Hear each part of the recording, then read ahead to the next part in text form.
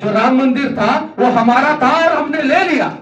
अब बचा दो, ज्ञानवापी और मथुरा। प्रेम से दे दीजिए। राम जब समुद्र के किनारे बैठे थे और 3 दिन से विनती कर रहे थे तो समंदर ने रास्ता नहीं दिया, तो राम ने शस्त्र उठाया और कहा गयो 3 दिन बीत और भय भी न हो तो न प्रीत। और जब भय दिखाया तो समंदर ने भी रास्ता दिया। कभी कभी हम सनातन धर्म के लोगों को भी भय दिखाने की जरूरत है। और जो लोग कहते हैं कि हिंदू धर्म में बहुत छुआछूत है, उन्हें राम से सीखने की जरूरत है। राम की कहानी को सबसे पहले दुनिया के सामने किसने लाया? महर्षि वाल्मीकि ने लाया। आप सभी को पता है कि वाल्मीकि समाज के लोग और उन्हें कितना प्यार करते हैं राम। सबरी का राम ने झूठा खाया। केवट ने जो है राम को जो है वो नाव से जो है नदी पार कराया। गिलहरी जो है राम के लिए जो है पुल बनाने में काम कर रही थी। तो राम तो सबका सम्मान कर रहे थे, और उस राम को मानने वाला सनातन धर्म में छुआछूत कैसे आ सकता है? और राम जहां थे वो जगह का नाम है अयोध्या। अयोध्या में कभी हिंसा हुआ ही नहीं, और अयोध्या को कभी युद्ध से किसी ने आज तक जीता ही नहीं। जब राम राज आएगा तो हमारे देश में किसी भी प्रकार का हिंसा नहीं होगा। हम किसी के ऊपर चढ़ाई नहीं करेंगे, और किसी को हिम्मत नहीं है कि हमारे देश के ऊपर चढ़ाई करके जो है ना वो हमारे देश को जीत सके। लोगों को कंफ्यूजन है कि धरती पे जो है इतना धर्म है, उतना धर्म है, ऐसा है वैसा है। धरती पे सिर्फ और सिर्फ एक ही धर्म है, सनातन, जिसमें सारे लोग समा जाते हैं, और बाकी सब तो पंथ है। और जब से मैं जेल से निकला हूं तब से मैं जो हूं, मैंने अपने रास्ते को बदला, और मैं और भी बदलने का प्रयास करूंगा। लेकिन मनीष कश्यप कितना भी बदल जाए, सनातन को नहीं छोड़ सकता, अपने राष्ट्र को नहीं छोड़ सकता। मैं जीवन भर राष्ट्रवादी रहूंगा, जीवन भर सनातनी रहूंगा। मैं चाइना का विरोध आज भी करता हूं। मेरा कैमरा भी गुरु जी चाइना का नहीं है, मेरा माइक भी जो है वो चाइना का नहीं है, मेरा कुछ पावर बैंक चाइना का नहीं है, मेरा चार्जर चाइना का नहीं है। मैं देखता हूं या तो मेड इन इंडिया या तो चाइना नहीं होना चाहिए, दूसरे देश का होना चाहिए। आपने मुझे सिखाया वो चीजें, और आज भी मैं उस चीज का पालन करता हूं। कभी कभी मैं भी भटक जाता हूं और कुछ गलतियां करता हूं, तो आप लोग जो है मुझे समझाने का प्रयास करेंगे, आप लोग मुझे बताने का प्रयास करेंगे। हमारे माता पिता के द्वारा कुछ गलतियां हो जाती है, कभी कभी होता है, बच्चों के द्वारा भी होता है, माता पिता के द्वारा भी होता है। तो आज जो है हमारे घर में जो सीता के रूप में जिसे लाना चाहते हैं, वही सबसे पहले आग लगा देते हैं। और जो लोग अपने माँ बाप का कदर नहीं कर सकते हैं, जीवन में वो कभी सफल नहीं हो सकते हैं। चाहे कितना भी पैसा आ जाए, आप परेशान जरूर रहेंगे। आप लोग समझते हैं कि मनीष कश्यप बहुत कष्ट झेला है, नहीं। ऐसे ऐसे महापुरुष जो है हमारे समाज में, वो लोग हम लोगों से भी ज्यादा कष्ट झेल के हम लोगों जैसे लोगों को पैदा किए हैं, और तब जाके जो है हम लोग इस मंच पे खड़ा होके आजादी के साथ बोल पाते हैं। अगर सूबेदार जी नहीं होते, अगर गुरु जी नहीं होते, तो बिहार में आप लोग जो है इतना दमदार तरीके से सनातन धर्म के ऊपर नहीं बोल पाते। ऐसे ऐसे लोगों के आशीर्वाद की वजह से मनीष कश्यप इतने संकट में रहने के बावजूद जो है निकल पाया। तो आप झुकिए, गुरुजनों का पैर पकड़िए, आशीर्वाद लीजिए, और जबरदस्ती आशीर्वाद लीजिए। जीवन में जो है आप सारे संकटों से, सारे कष्टों से जो है वो पार पा जाएंगे। मंच पर माननीय अपने मनीष कश्यप जी को आमंत्रित करता हूं कि वो आवे और अपने प्रखर बातों से हम लोगों को लाभान्वित करें। मनीष कश्यप जी,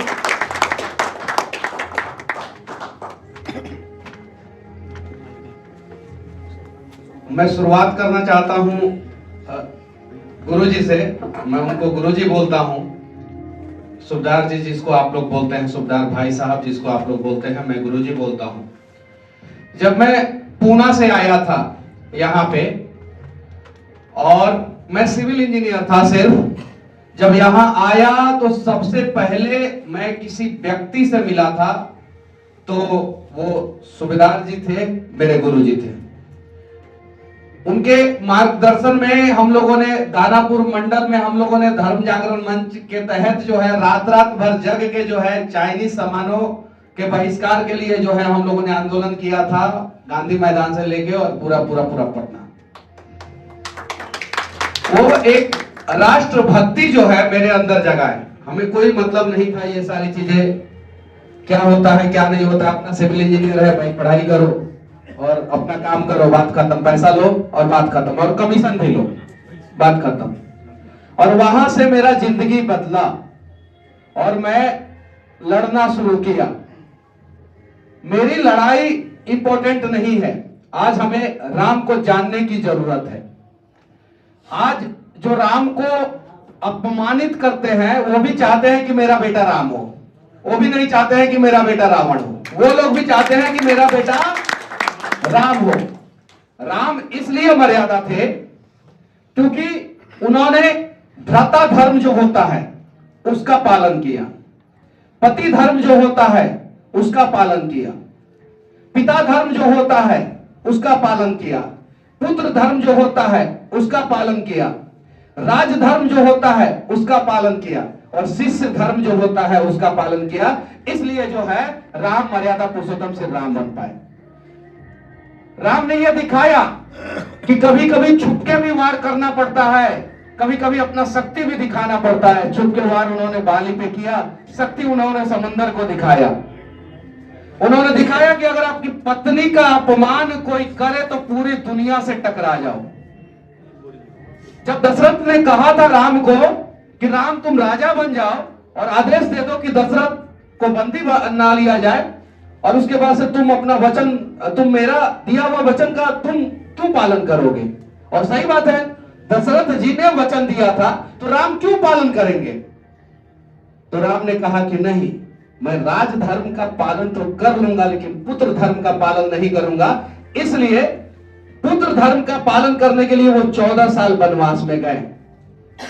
आज शादी होने से पहले हम लोग पुत्र धर्म का पालन करते हैं, लेकिन शादी होने के बाद हम लोग पुत्र धर्म को भूल जाते हैं और पत्नी धर्म का पालन करना शुरू कर देते हैं। ये गलत है।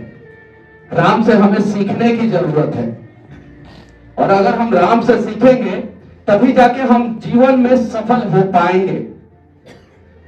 राम जब जंगल में गए चित्रकूट में, तो बंदे भी आए उनसे मिलने और कहे कि राम, मैं आपके लिए जो है वन में बहुत अच्छा व्यवस्था कर दूंगी।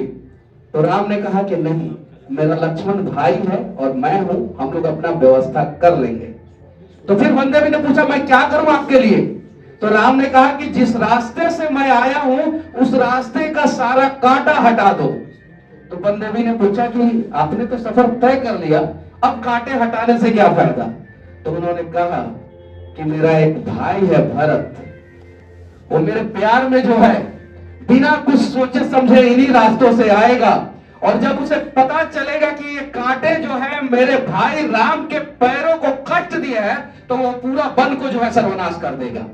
इतना प्रेम था भरत को राम से, और इतना विश्वास था राम को अपने भरत पे, जिस भरत के वजह से राम ने गद्दी तक छोड़ दिया। इतना विश्वास था। जब भगवान सरस्वती मां के पास गए और कहे कि केकई का मति भ्रष्ट कर दो, तो मां ने कर दिया, केकई का मति भ्रष्ट हो गया। दशरथ का मति भ्रष्ट हुआ तो उन्होंने 3 वचन दे दिया था, केकई का मति भ्रष्ट करने के लिए बोला, तो केकई का मति भ्रष्ट हो गया।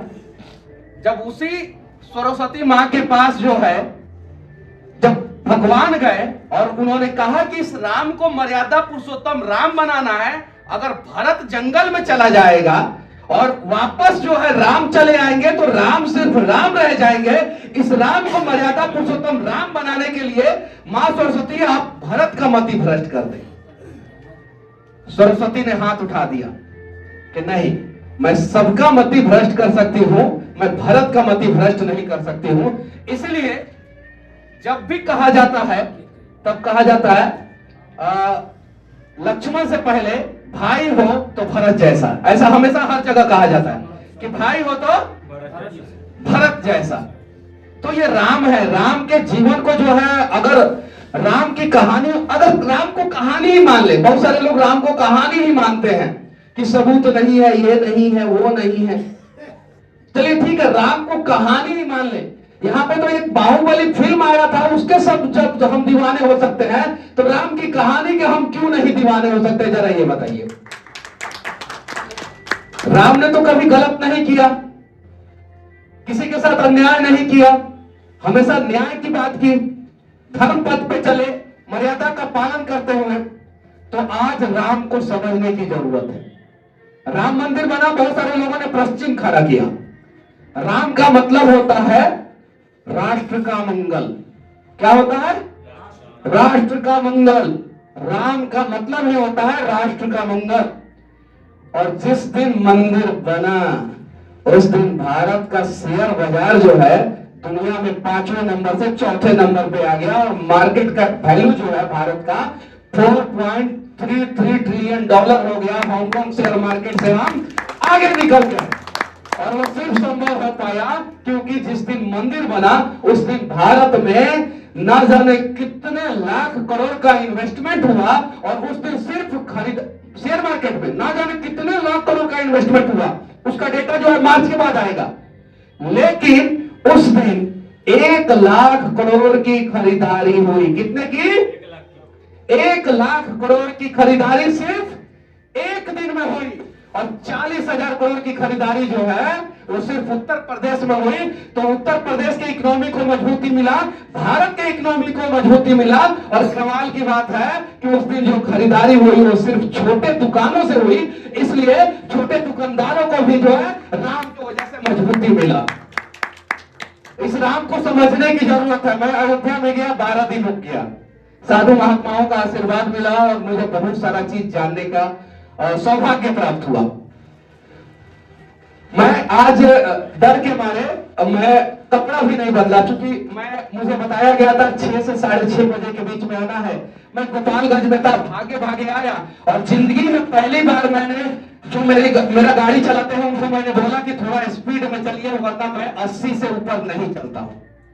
पहली बार बोला और भागे भागे आया, और संयोग से यही वस्त्र पहन के मैं आ गया। लेकिन ये तो गर्व की बात है ना। और सच में दीदी ने सही बोला कि हमें हफ्ते में 1 दिन ये वस्त्र पहनना चाहिए। तो जिस तरीके से मैं चाइना का विरोध आज भी करता हूं, मेरा कैमरा भी गुरुजी चाइना का नहीं है, मेरा माइक भी जो है वो चाइना का नहीं है, मेरा कुछ पावर बैंक चाइना का नहीं है, मेरा चार्जर चाइना का नहीं है। मैं देखता हूं या तो मेड इन इंडिया या तो चाइना नहीं होना चाहिए, दूसरे देश का होना चाहिए। आपने मुझे सिखाया वो चीजें और आज भी मैं उस चीज का पालन करता हूं। आज आप सभी को सिखाइए कि हफ्ते में कम से कम 1 दिन भारतीय संस्कृति वाला वस्त्र जो है सभी लोग पहने, तो कहीं नहीं तो कहीं जो है भारत की संस्कृति का जो है रक्षा और अच्छे ढंग से होगा। ये आपके द्वारा हो सकता है। हम लोग तो बच्चे हैं, उस पर चिन्हों पर चलने का प्रयास करेंगे। और सबसे बड़ी बात यह है कि यहाँ पे जितने भी लोग हैं यहाँ पे, वो सभी लोग जो है वो गार्जियन है, मेरे से ज्यादा ज्ञानी है। कभी कभी मैं भी भटक जाता हूं और कुछ गलतियां करता हूं, तो आप लोग जो है मुझे समझाने का प्रयास करेंगे, आप लोग मुझे बताने का प्रयास करेंगे। और जब से मैं जेल से निकला हूं तब से मैं जो हूं, मैंने अपने रास्ते को बदला और मैं और भी बदलने का प्रयास करूंगा। लेकिन मनीष कश्यप कितना भी बदल जाए, सनातन को नहीं छोड़ सकता, अपने राष्ट्र को नहीं छोड़ सकता। मैं जीवन भर राष्ट्रवादी रहूंगा, जीवन भर सनातनी रहूंगा, जीवन भर। और जितना हो सकेगा हम लोग राम के पद चिन्हों पे, कृष्ण के पद चिन्हों पे चलने का प्रयास करेंगे। राम से हमें सीखने की जरूरत है, और राम से रावण को आदर्श मानने वाले लोगों को भी सीखने की जरूरत है। राम ने रावण का सर्वनाश कर दिया। रावण को बड़ा अहंकार था, घमंड था। राम जब समुद्र के किनारे बैठे थे और 3 दिन से विनती कर रहे थे, तो समुद्र ने रास्ता नहीं दिया, तो राम ने शस्त्र उठाया और कहा, गयो 3 दिन बीत और भय भी न हो तो न प्रीत। और जब भय दिखाया तो समुद्र ने भी रास्ता दिया। कभी कभी हम सनातन धर्म के लोगों को भी भय दिखाने की जरूरत है, और अगर नहीं दिखाएंगे तो ये लोग जो है हम लोगों पे हावी हो जाएंगे। और महाभारत का एक प्रसंग आप लोगों को याद होगा, जब श्री कृष्ण जो है एक दूत संदेशवाहक बन के आए थे, और जिस सभा में जो है गुरु द्रोणाचार्य कृपाचार्य थे, जहां पे जो है भीष्म पितामह थे, जहां पे कर्ण थे, जहां पे ऐसे ऐसे लोग थे, वहां पे श्री कृष्ण ने कहा था कि दे दो सिर्फ 5 ग्राम, रखो अपनी धरती तमाम। और दुर्योधन वो भी दे न सका, आशीष समाज का ले न सका। और उसके बाद क्या हुआ आप सभी को पता है, दुर्योधन का पतन हुआ। तो आज भी कुछ लोग जो है दुर्योधन के पद चिन्हों पर चलने का प्रयास करते हैं। उनसे कह देना चाहता हूं कि 3 को दे दीजिए बस। एगो तो हम लोग ले ही लिए हैं, एगो तो हम लोग ले ही लिए हैं, और हमारा था इसलिए हम लोग लिए, वो आपका नहीं था। जो राम मंदिर था वो हमारा था और हमने ले लिया। अब बचा 2, ज्ञानवापी और मथुरा। प्रेम से दे दीजिए। और जो लोग कहते हैं, बहुत सारे लोगों को कंफ्यूजन है कि धरती पे जो है इतना धर्म है, उतना धर्म है, ऐसा है वैसा है। धरती पे सिर्फ और सिर्फ एक ही धर्म है, सनातन, जिसमें सारे लोग समा जाते हैं। और बाकी सब तो पंथ है, बाकी सब तो पंथ है। जो उनके महापुरुष जो है, महाज्ञानी और उनके फरिश्ता जो है, जो पैदा हुए, वो कहीं नहीं तो कहीं सनातन धर्म में पैदा हुए। जो लोग राम के ऊपर, जो लोग कहते हैं कि हिंदू धर्म में बहुत छुआछात है, उन्हें राम से सीखने की जरूरत है। राम की कहानी को सबसे पहले दुनिया के सामने किसने लाया? महर्षि वाल्मीकि ने लाया। आप सभी को पता है कि वाल्मीकि समाज के लोग और उन्हें कितना प्यार करते हैं राम। सबरी का राम ने जूठा खाया। केवट ने जो है राम को जो है वो नाव से जो है नदी पार कराया। गिलहरी जो है राम के लिए जो है पुल बनाने में काम कर रही थी। तो राम तो सबका सम्मान कर रहे थे, और उस राम को मानने वाला सनातन धर्म में छुआछात कैसे आ सकता है? हमारे यहां तो डोम राजा हुए कि नहीं? डोम राजा हमारे यहां तो अगर छुआछात था तो चाणक्य जो है वो चंद्रगुप्त मौर्य को सिंहासन पे क्यों पहुंचाते? महान ज्ञानी चाणक्य क्यों पहुंचाते? हमारे धर्म में छुआछात कब आया? जब हमारे देश में मुगल आए, उसके बाद से छुआछात आया। हमसे ज्यादा छुआछात तो अमेरिका में था। जो काले लोगों को जो आप बंधक बना के कुत्ते की तरह रखते थे अमेरिकी, जब विदेशी लोग भारत में आए तो उन लोगों ने देखा कि ये तो सोने की चिड़िया है, इसको बर्बाद करना है। तो कैसे बर्बाद करेंगे? तो लोगों के बीच में मतभेद पैदा करके और यहाँ के शिक्षा पद्धति को बर्बाद करके उन लोगों ने हमारी शिक्षा पद्धति को बर्बाद किया और मतभेद पैदा किया। जब मुगल आया उसके बाद से हमारा देश में छुआछूत आया, उसके पहले छुआछूत नहीं था। इस चीज को समझने की जरूरत है। हम ताकतवर रहेंगे। राम ने कभी भी किसी पे आक्रमण नहीं किया, और राम जहां थे वो जगह का नाम है अयोध्या। अयोध्या में कभी हिंसा हुआ ही नहीं, और अयोध्या को कभी युद्ध से किसी ने आज तक जीता ही नहीं। जब राम राज आएगा तो हमारे देश में किसी भी प्रकार का हिंसा नहीं होगा। हम किसी के ऊपर चढ़ाई नहीं करेंगे, और किसी को हिम्मत नहीं है कि हमारे देश के ऊपर चढ़ाई करके जो है ना वो हमारे देश को जीत सके। तो इसलिए राम राज जरूरी है, इसलिए, और राम राज को समझने की जरूरत है। और घर जाइए तो कम से कम आप अपने अंदर राम को ढूंढने का प्रयास कीजिए। और अगर आपको अपने अंदर राम मिल गए तो मैं दावे के साथ कहता हूं जीवन के सारे संघर्षों को पार करके जो है ना आप मर्यादा पुरुषोत्तम बन जाएंगे। राम 14 साल वनवास में रहे। हम लोग 2 दिन का कष्ट नहीं झेल पाते हैं। माता पिता बीमार होते हैं तो बोलते हैं कि हटाओ इसको अनाथ आश्रम में फेंक दो, और वो पिता की वजह से, मां की वजह से वनवास में रहे। और जब वन से वापस आए, जब 14 साल काट के वापस आए, तो सबसे पहले वो पता है किससे मिले? कैकेयी से। क्योंकि कैकेयी गलत नहीं थी, कैकेयी की वजह से वो मर्यादा पुरुषोत्तम बने। कैकेयी का मति भ्रष्ट जो है ना वो भगवान ने किया था। तो ये सारी चीजें समझने की जरूरत है। कभी कभी हमारे माता पिता के द्वारा कुछ गलतियां हो जाती है, कभी कभी होता है, बच्चों के द्वारा भी होता है, माता पिता के द्वारा भी होता है। तो आज जो है हमारे घर में जो सीता के रूप में जिसे लाना चाहते हैं वही सबसे पहले आग लगा देते हैं।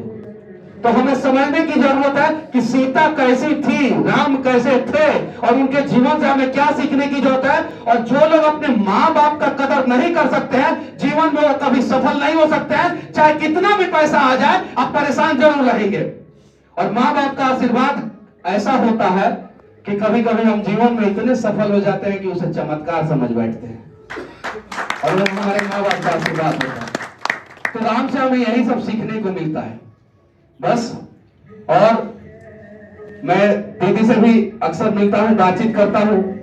ये भी जो है मुझे मतलब कि बहुत ज्ञान देती हैं और बहुत चीजें बताती हैं। और ये मदुरई जाने के लिए तैयार थी।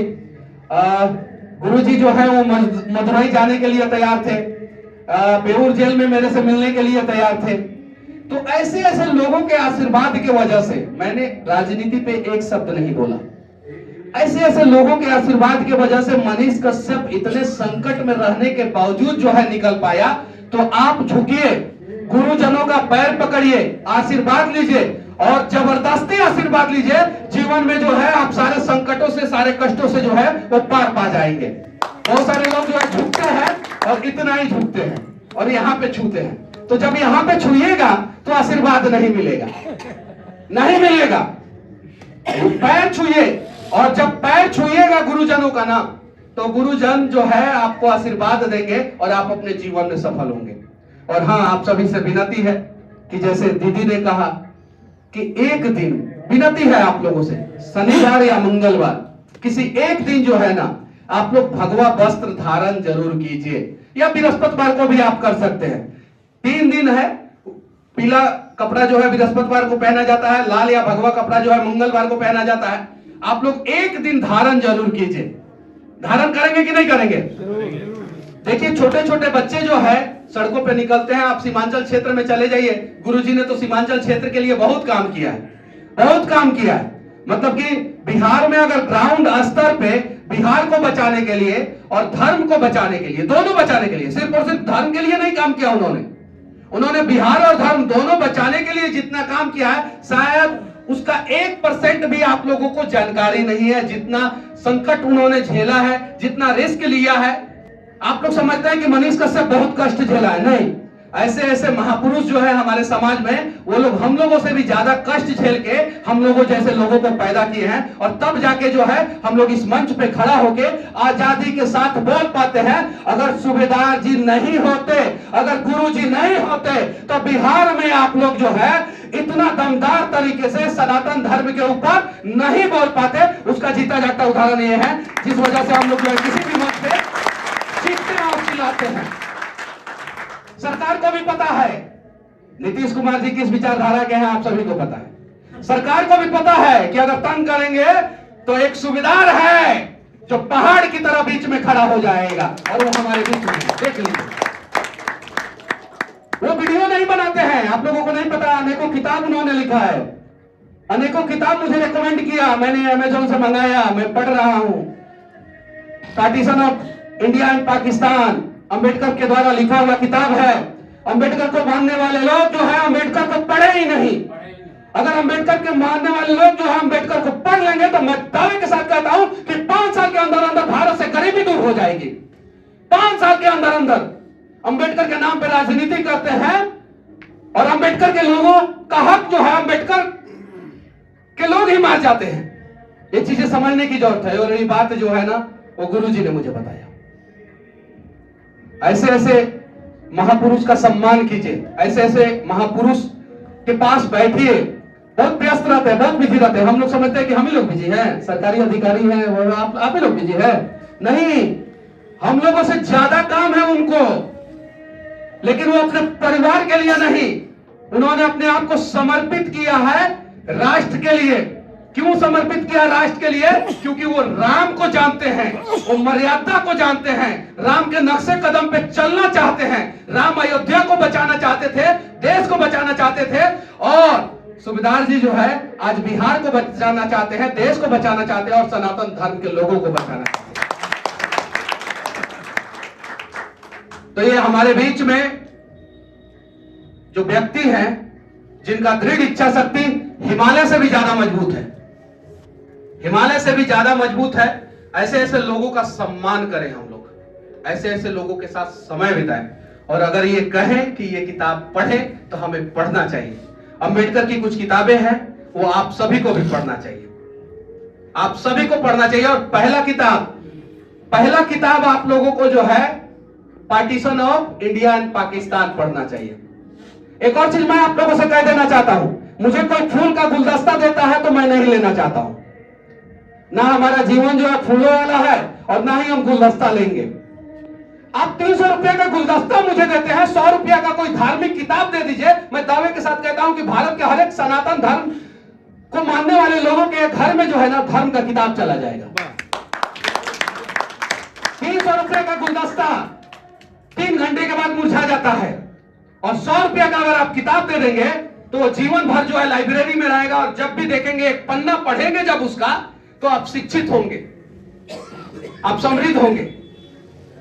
तो गुलदस्ता कल्चर भी खत्म होना चाहिए। आप लोग जो नेता से मिलते हैं गुलदस्ता लेके फोटो खिंचवा लिए नेताजी के साथ विचार विमर्श करते हुए देश के विकास के लिए, सनातन धर्म के लिए, सनातन धर्म का। हाँ, अरे नेताजी एक सेकंड समय नहीं देते हैं, गुलदस्ता लेके खिंचवा लिया और बात खत्म। वहां पे जो है आप गीता दीजिए, रामायण दीजिए, ताकि हमारे नेताजी को भी यह एहसास रहे कि लोग जो है गीता और रामायण को जानते हैं, राम को जानते हैं, गीता को जानते हैं। अगर हम भ्रष्ट होंगे तो ये लोग कुरुक्षेत्र जो है हमारा लंका लगा देंगे। ये एहसास होना चाहिए हम सभी को। नेताजी गुलदस्ता जो है नौकर को दे देते हैं। हाँ, सही बात है। और वो नौकर भी जो है 2 दिन के बाद डस्टबिन में डाल देते हैं। लेकिन जब आप धार्मिक किताब देंगे ना तो वो कभी डस्टबिन में नहीं डालेंगे, और ये बदलाव होगा, बड़ा बदलाव होगा। अंग वस्त्र दीजिए। आपने संघ के कार्यक्रम में कभी देखा है गुलदस्ता देते हुए? अंग वस्त्र दिया जाता है। क्यों दिया जाता है अंग वस्त्र? क्योंकि ये आपके उपयोग की चीज है, और ये आपके कंधे पे ये भार की आपको एहसास दिलाएगा आपके कंधे पे कि आपको किसी ने किसी उम्मीद से दिया है कि आप उस लायक हो।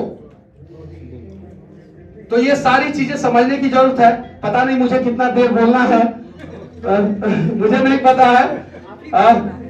बस बोलूंगा तो बहुत समय मैं बोल सकता हूं, और कभी कभी मैं भटक भी जाता हूं। तो जब भटकूंगा मैं तो आप लोग मेरा कान पकड़ के सीधा कीजिएगा। और बस विनती है आप सभी से कि कुछ बदलाव हम लोग करें, और सिर्फ बात ना करें, धरातल पे बदलाव करें। और जब धरातल पे बदलाव होगा तो जो है हमारा बिहार बदलेगा, देश बदलेगा। आज सीमांचल की स्थिति खराब हो चुकी है, दयनीय हो चुकी है। सड़कों पे जब आप चलते हैं तो ना जाने कितनी झुग्गी झोपड़ी और कितने बच्चे सड़कों पे दिखते हैं। एक बार जाके देखिए, मैं हर जगह घूमते रहता हूं। मैं किसी धर्म का अपमान नहीं कर रहा हूं, किसी पंथ का अपमान नहीं कर रहा हूं, लेकिन मैं अपने धर्म का मजबूती से बात तो कर सकता हूं ना, क्यों नहीं कर सकता हूं? और इस बात से डरने की जरूरत नहीं है। और हां, आप अपने घर में मनीष जैसा बच्चा पैदा करें या ना करें, लेकिन एक सूबेदार जैसा जो है व्यक्ति को जो है आप अपने घर में गार्जियन जरूर बनाएं। तब जाके जो है आपका घर सुधरेगा, तब जाके बिहार सुधरेगा, और तब जाके देश सुधरेगा। जय हिंद, जय श्री राम।